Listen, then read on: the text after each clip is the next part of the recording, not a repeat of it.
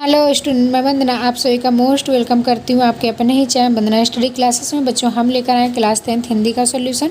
तो इस वीडियो में आपको क्लास 10th हिंदी का पूरा सॉल्यूशन मिलने वाला है, तो वीडियो में लास्ट तक बने रहिएगा।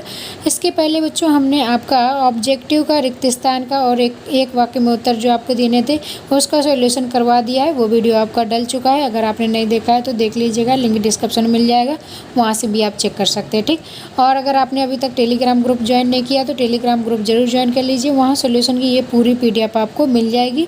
वंदना स्टडी क्लासेस के नाम से हमारा टेलीग्राम ग्रुप है, वहाँ आपको पूरी पीडीएफ दी जाती है। ठीक, चलिए क्वेश्चन नंबर स्टार्ट करते हैं। परशुराम के क्रोध करने पर राम और लक्ष्मण जी की जो प्रतिक्रियाएं हुई, उनके आधार पर दोनों के स्वभाव की विशेषताएं अपने शब्दों में लिखिए। ठीक, सीता स्वयंवर के समय जब राम ने धनुष तोड़ा तो परशुराम जी एकदम क्रोधित हो गए और इसमें लक्ष्मण जी भी क्रोधित हो गए थे। तो दोनों के बीच संवाद हो गया था। तो इस संवाद की जो प्रतिक्रियाएं थी राम और लक्ष्मण की, तो उनके स्वभाव चलिए देख लेते हैं। राम के स्वभाव की विशेषताएं। राम स्वभाव से कोमल और विनयी भाव के थे। उनके मन में बलों के प्रतिबद्धता और आदर है। वे महाक्रोधी परशुराम के कुद्र होने पर भी स्वयं को उनका दास कहते हैं। परशुराम एवं लक्ष्मण के कटु वार्तालाप के समय उन्होंने जल के समान शांत करने वाले भजन कहे। इस प्रकार भी परशुराम का दिल जीत लेते हैं। ठीक, तो ये आपको अपने शब्दों में लिख देना है और लक्ष्मण की विशेषताएं लिख देनी है। लक्ष्मण राम से एकदम विपरीत हैं, बहुत और प्रचंड हैं। वे व्यंग्य वचनों से परशुराम को छलनी कर देते हैं। उनकी योग्यता और कठोर वचनों को सुनकर न केवल परशुराम भड़क उठते हैं, बल्कि अन्य सभाजन भी उनके व्यवहार को अनुचित कहने लगते हैं। लक्ष्मण तैसी स्वभाव के 8 400 जी हाँ, क्योंकि अब आपका सवाल मैथ, फिजिक्स, केमिस्ट्री, बायोलॉजी का सवाल हो, तुरंत वीडियो सॉल्यूशन पाएँ सीधे व्हाट्सएप पर। फ़ोन पर डाउट नट का 8 400 नंबर सेव कर लीजिए, उसमें चैट ओपन कर लीजिए। फिर जो भी आपके डाउट हो उसकी फ़ोटो खींचें, क्रॉप करें, 5 सेकेंड में उसका सॉल्यूशन मिल जाएगा। फॉर क्लास 6 से 12 IIT JEE mains and advance NEET सभी स्टेट बोर्ड के बच्चों के लिए अभी जाइए अपने व्हाट्सएप पर 8 400 व्हाट्सएप कीजिए और उन्हें आउट कीजिए। लिंक वाले थे, अत्यंत बुद्धिमान थे, तभी तो क्रोधित परशुराम की प्रशंसा करते करते भी व्यंग करते थे। लक्ष्मण कटुवाक्य और आप परशुराम जी की बातों का उत्तर उन्होंने बड़ी ही चतुराई से दिया। ठीक, तो ये जॉर्ज पंचम की लाट की नाक को पुनः लगाने के लिए मूर्तिकार ने क्या क्या यत्न किए। ठीक, तो जॉर्ज की लाट की नाक लगाने के लिए उन्होंने मूर्तिकार ने क्या क्या यत्न किए, तो इसमें आपको आंसर तैयार कर लेना है। जॉर्ज पंचम की लाट की नाक को पुनः लगाने के लिए मूर्तिकार ने अनेक प्रयत्न किए। उसने सबसे पहले उस पत्थर को खोजने का प्रयत्न किया जिससे वह मूर्ति बनी थी।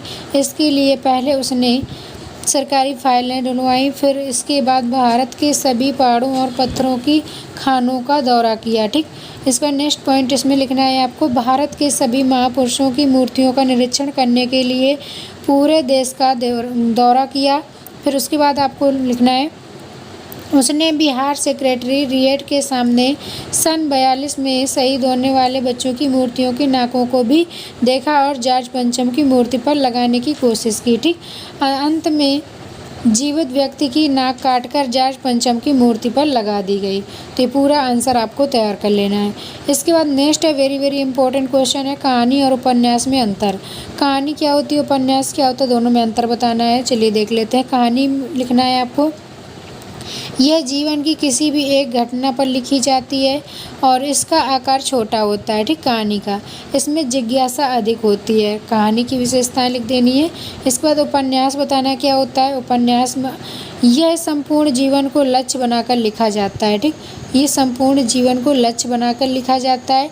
इसका आकार बड़ा होता है और इसमें जिज्ञासा अपेक्षाकृत कम होती है। ठीक, तो ये आपका कहानी और उपन्यास में दोनों में क्या अंतर होता है। तो आपको एक तरफ कहानी एक तरफ उपन्यास लिख के ये तीनों पॉइंट लिख देना है। ठीक, नेक्स्ट क्वेश्चन है बच्चों, हरिगीत का छंद किसे कहते हैं, उदाहरण सहित समझाइए। ये आपका हरिगीत का पूछा गया था, तो ये हरिगीत का की परिभाषा और उदाहरण देना है आपको। हरिगीत का मात्रिक छंद है।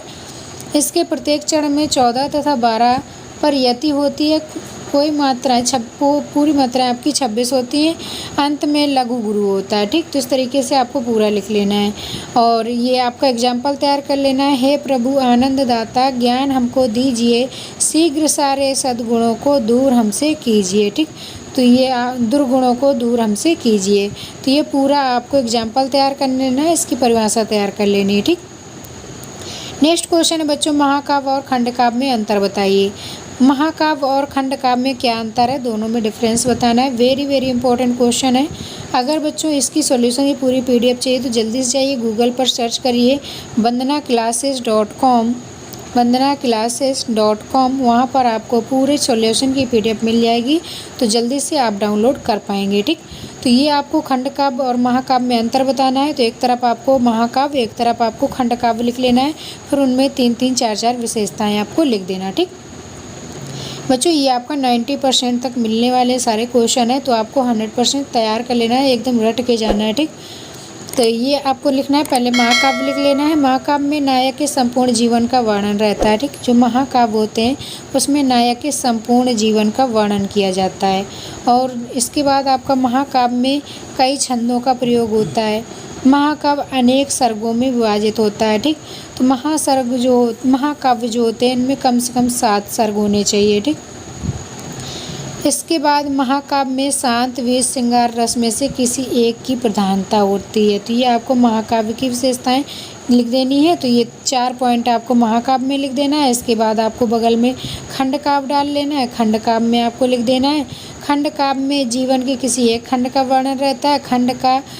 खंडकाव्य केवल एक ही छंद का प्रयोग होता है, तो इसमें खंडकाव्य कर लेना है। यहाँ पर खंडकाव्य में केवल एक ही छंद का प्रयोग होता है। खंडकाव्य में एक ही सर्ग होता है। खंडकाव्य में श्रृंगार व करुण रस की प्रधानता होती है। ठीक, तो इस तरीके से पूरा आपको लिख लेना है। नेक्स्ट क्वेश्चन है बच्चों आपका, रस किसे कहते हैं, रस के अंग लिखिए। ठीक, रस किसे कहते हैं, रस की परिभाषा लिखनी है और उसके अंग बताने हैं, रस के कौन कौन से अंग होते हैं। तो रस की परिभाषा देखते हैं। किसी काव्य को पढ़ने, सुनने या देखने से पाठक या दर्शक को जिस आनंद की अनुभूति होती है उसे रस कहते हैं। ठीक, तो ये रस की परिभाषा आपको लिख लेनी है कि किसी काव्य को पढ़ने, सुनने या देखने से पाठक या दर्शक को जो आनंद की अनुभूति होती है वो आपका रस कहलाता है। ठीक, तो इस तरीके से रस के अंग बता देना है आप कितने होते हैं। तो रस के अंग होते हैं आपके 4, स्थायी भाव, विभाव, अनिभाव, अनुभाव और संचारी भाव। ठीक, तो ये 4 आपको रस के अंग लिख देना है, याद कर लेना है। ठीक, नेक्स्ट क्वेश्चन है बच्चों आपका, समास विग्रह लिखिए। ठीक, तो इनमें से आपको समास विग्रह लिखना है, समास विग्रह करना है। ये आपके शब्द दिए रहेंगे, इनका समास विग्रह आपको बताना है।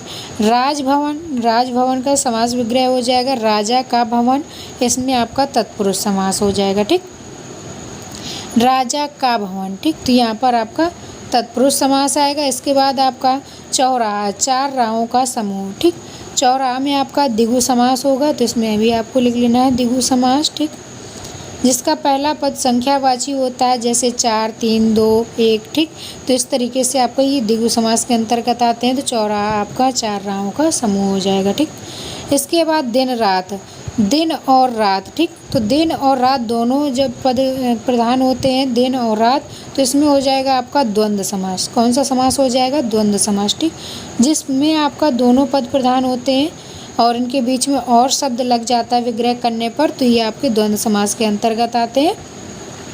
इसके बाद बच्चों चरण कमल। ठीक, चरण कमल, तो चरण कमल में आपका समास विग्रह करना है। तो कमल के समान चरण। ठीक, तो भगवान के चरणों की तुलना किससे की गई है, कमल से, यानी कि भगवान के चरण कैसे हैं, कमल के समान है। तो इसमें आपको समास बताना है कौन सा होगा। तो जब एक चीज़ की तुलना दूसरे से की जाए, विशेषता बताई जाए, तो ये आपका कर्मधारय समास के अंतर्गत आता है। तो इसका राइट आंसर हो जाएगा आपका कर्मधारय समास लिख लेना। ठीक, इसके बाद आपका है नील कमल। नील कमल, नीला है जो कमल। ठीक, तो ये भी आपका कर्मधारय समास के अंतर्गत आएगा। नीला है जो कमल, ठीक। तो इसमें भी आपकी विशेषता बताई गई है कमल की कि कमल कैसा है, नीला है। तो कर्मधारय समास आएगा। इसके बाद है आपका नेक्स्ट भाई बहन। भाई और बहन दोनों पद प्रधान है, तो ये आपका द्वंद्व समास हो जाएगा। इस तरीके से आपको समास विग्रह और समास का नाम लिख देना है आपका। ठीक। नेक्स्ट क्वेश्चन है आपका निपात किसे कहते हैं। निपात की परिभाषा बतानी। निपात क्या होता है, तो किसी भी बात पर अतिरिक्त भार देने के लिए जिन शब्दों का उपयोग किया जाता है उसे निपात कहते हैं। जैसे तक, हाँ, केवल, जी, नहीं, ना, का। ठीक। तो इसमें आपका भी आता है। ठीक। तो इसके अंतर्गत आपका भी होता है, निपात शब्द होते हैं। तो ये आपके पूरे निपात शब्द आपको लिख लेना है, परिभाषा लिख देनी। ठीक। इसके बाद आपका नेक्स्ट क्वेश्चन है अनेकार्थी शब्द लिखिए। अनेकार्थी शब्द का एक शब्द आपको लिखना है। तो इस तरीके से आप देख लेंगे। रास्ता दिखाने वाले को क्या कहते हैं, मार्गदर्शक हो जाएगा। जो उच्च कुल में पैदा हुआ हो उसको कुलीन कहते हैं, कुलीन याद कर लेना है आपको। नेक्स्ट क्वेश्चन है बच्चों, जो ईश्वर में विश्वास ना करता हो उसको कहते हैं नास्तिक, और जो ईश्वर में विश्वास करता हो उसको कहते हैं आस्तिक। ठीक। तो ये आपका क्वेश्चन ऑप्शनल में था कि आपको जो ईश्वर को मानता है उसको कहते हैं, क्या कहते हैं, तो आस्तिक हो जाएगा। ठीक। जो ईश्वर में विश्वास करते हैं उसका आस्तिक हो जाएगा। तो आस्तिक अनास्तिक दोनों आपसे पूछा गया है, तो ये आपको कर लेना है। इसके बाद बच्चों देखेंगे सूरदास जी का जीवन परिचय। सूरदास जी के जीवन परिचय में आपके पूछा गया है रचनाएं 2 लिखनी है, भाव पक्ष लिखना है, इसके बाद इनका कला पक्ष लिखना है। तो ये पूरा सब कुछ आपको याद कर लेना है। सूरदास जी की 2 रचनाएँ हैं, सूरसागर, साहित्य लहरी। ठीक। इसके बाद भाव पक्ष देख लेंगे। तो भाव पक्ष में सूर के काव्य में भावों का सागर भरा पड़ा है। उनके भाव पक्ष की मुख्य विशेषताएं इस प्रकार से हैं। ठीक। तो ये विशेषताएं आपको तैयार कर लेना है। सूर को बादशाह कैलाश का सम्राट कहा जाता है। वियोग श्रृंगार का मार्मिकता के साथ चित्रण किया गया है। उनका बाल वर्णन मनोवैज्ञानिक है। ठीक। तो इस तरीके से आपको भाव पक्ष लिख लेना है, तैयार कर लेना है। इसके बाद कला पक्ष देखेंगे सूरदास जी की। सूर की रचनाओं में भाव एवं कला पक्ष में मणिकंचन सहयोग है। सूर अपने भावों को ब्रजभाषा के माध्यम से व्यक्त करते हैं। उनकी भाषा में केवल कमलकांत पदावली सरलता और प्रभाव रूपी है। उपमा रूपक उत्प्रेक्षा अलंकारों का प्रयोग उनमें प्रचुरता से पाया जाता है। ठीक। साहित्य में स्थान क्या है सूरदास जी का, तो सूरदास जी गीत का परंपरा के सशक्त गीतकार हैं। वे वात्सल और श्रृंगार के अति प्रियतम गायक भी हैं। हिंदी में भ्रमर गीत परंपरा के प्रवर्तक हैं। ठीक। तो इस तरीके से आपको सूरदास जी का पूरा जीवन परिचय लिख देना है और उनके भाव पक्ष, कला पक्ष, इस तरीके से 2 रचनाएं पूरा आपको तैयार कर लेना है। नेक्स्ट है आपका रामवृक्ष बेनीपुरी। कवि और आपका लेखक दोनों का जीवन परिचय पूछा गया है। तो रामवृक्ष बेनीपुरी जी का जीवन परिचय आपको याद कर लेना है। ठीक।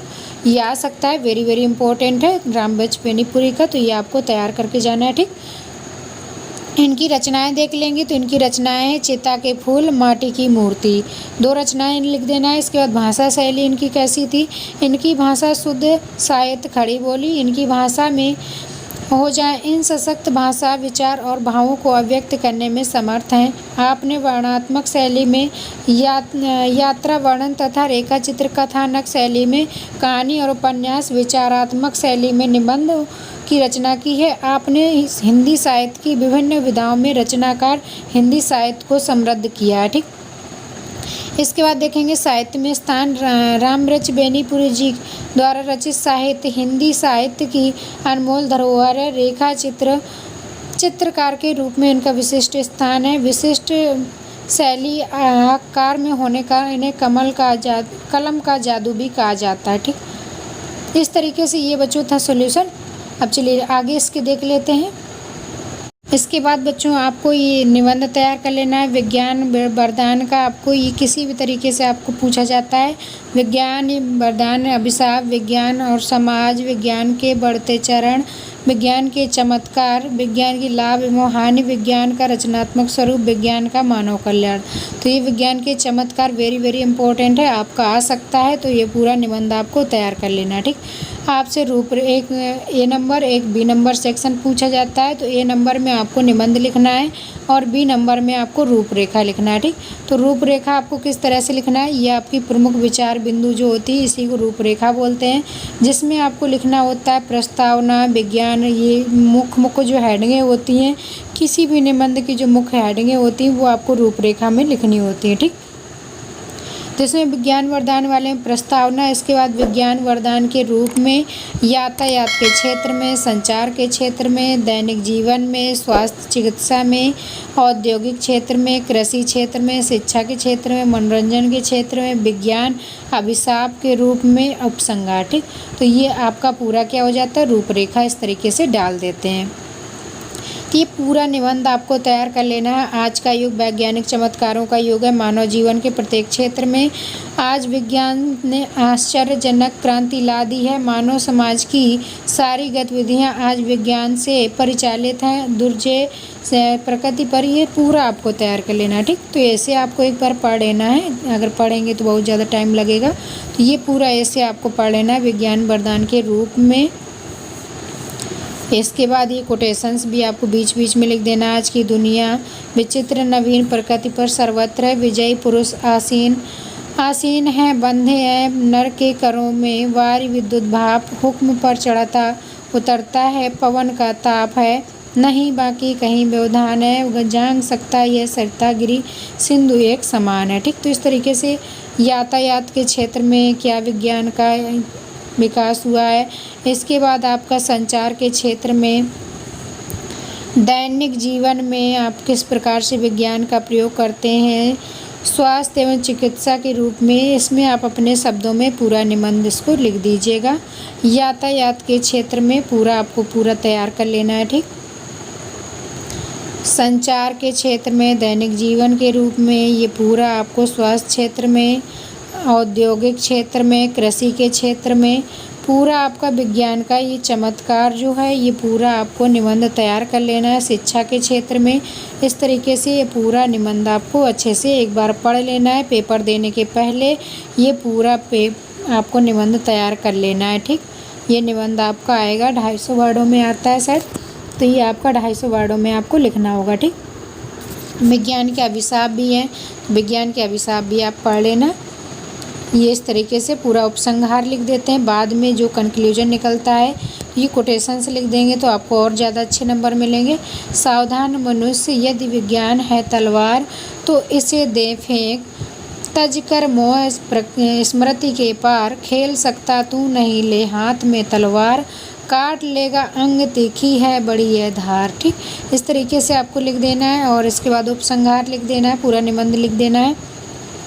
विज्ञान सचमुच तलवार है जिससे व्यक्ति आत्मरक्षा भी कर सकता है और अनापीड़न में अपने अंग भी काट सकता है। इसमें दोष तलवार का नहीं उसके प्रयोक्ता का है। विज्ञान के मानव के सम्मुख असीम। ये पूरा आपको निबंध तैयार कर लेना, ठीक। नेक्स्ट क्वेश्चन आपका वेरी वेरी इंपॉर्टेंट। भक्ति काल की 3 सामान्य प्रवृत्तियों के नामों का उल्लेख कीजिए, ठीक। तो भक्ति काल की 3 सामान्य प्रवृत्तियों के उल्लेख करना है तो 3 कौन कौन सी प्रवृत्तियाँ हो जाएंगी। पहला आपको बता देना है जीव की नश्वरता का समान रूप से वर्णन। सेकंड है आपका प्रभु के नाम स्मरण तथा गुरु की महत्ता का वर्णन सभी कवियों ने किया है। इसके बाद थर्ड है आपका कवियों के नामोल्लेख की प्रवृत्ति रही है, ठीक। तो ये आपका भक्ति काल की 3 प्रवृत्तियों को उल्लेख कर देना है, ठीक। नेक्स्ट क्वेश्चन है आपका वेरी वेरी इंपॉर्टेंट। हिंदी काव्य साहित्य के विविध काल विभाजनों के नाम, तो कालों के नाम आपको पढ़ लेना है। इसके बाद देखेंगे काव्य के कितने भेद होते हैं। वेरी वेरी इंपॉर्टेंट क्वेश्चन आपको मिल सकता है पेपर में, तो ये आपको पढ़ लेना। काव्य के कितने भेद होते हैं, 2 होते हैं, दृश्य काव्य और श्रव्य काव्य, ठीक। प्रबंध काव्य तथा मुक्तक काव्य में क्या अंतर होता है, वेरी वेरी इंपॉर्टेंट क्वेश्चन है, तो इसको भी आपको तैयार कर लेना है। प्रबंध काव्य में धारावाहिक कथा होती है जबकि मुक्तक काव्य में प्रत्येक पद स्वतः पूर्ण होता है, उसमें कथा की सूत्रबद्धता नहीं होती, ठीक।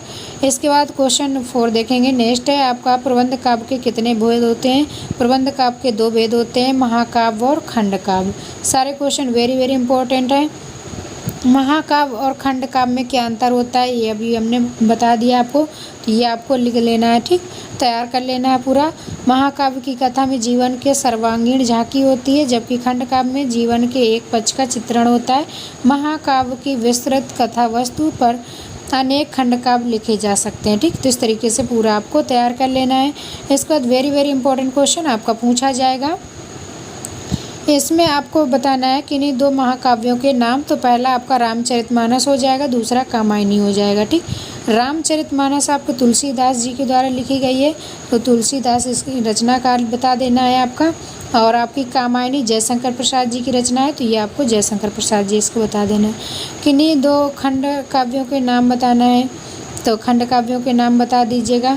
इसके बाद रीतिकाल की दो प्रमुख विशेषताएं, रीतिकाल की दो प्रमुख विशेषताएं आपको बतानी पड़ेंगी। तो ये आपको क्वेश्चन याद कर लेना है, अच्छे से तैयार कर लेना है। रीतिकाल की दो विशेषताएं क्या क्या होती हैं? रीतिकाल की कविता का प्रमुख स्वर श्रृंगारिकता का था, अलंकारिकता। रीतिकाल इन काव्य की दूसरी प्रमुख प्रवृत्ति है।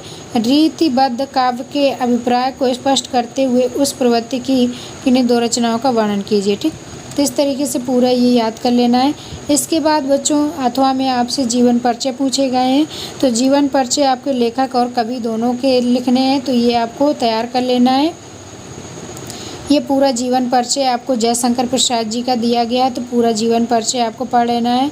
साहित्यिक सेवाएं, रचनाएं, सारा कुछ आपको एक बार ज़रूर पढ़ लेना है पेपर देने से पहले। ठीक, तो ये पूरा आपको कामायनी इनकी प्रमुख रचना है, आंसू है, इस तरीके से रचनाएं भी पढ़ लेना है। और जीवन परिचय के बारे में इनका लहर, झरना, कहानी, उपन्यास, निबंध, चंपू, इस तरीके से पूरी ये आपकी जयशंकर प्रसाद जी की रचनाएं और साहित्य में स्थान, ये पूरा आपको तैयार कर लेना है। प्रसाद जी असाधारण प्रतिभाशाली कवि थे। उनके काव्य में एक ऐसा नैसर्गिक आकर्षण एवं चमत्कार है कि सहृदय पाठक उसमें रसमग्न होकर अपनी सुध बुध खो बैठता है, निसंदेह आधुनिकता। ठीक, इसके बाद आपका पत्र लेखन है, एक पत्र आपको लिखना है, आपको एप्लीकेशन लिखना है टीसी के लिए, स्थानांतरण के लिए आपको लिखने 3 हैं, तो आप इसमें स्थानांतरण के लिए लिख सकते हैं और अपने मित्र को बधाई पत्र भी लिख सकते हैं और अपनी तैयारी के लिए अपने पिता को पत्र भी लिख सकते हैं। ठीक, तो हम बता रहे हैं आपको टीसी के लिए यानी कि ट्रांसफ़र सर्टिफिकेट बनवाने के लिए